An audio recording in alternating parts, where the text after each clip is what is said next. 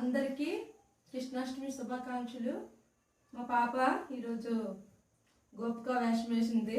అస్సలు బొట్లు పెట్టడానికి అన్నింటికి పెద్ద టాక్స్ అయిపోయింది నాకు.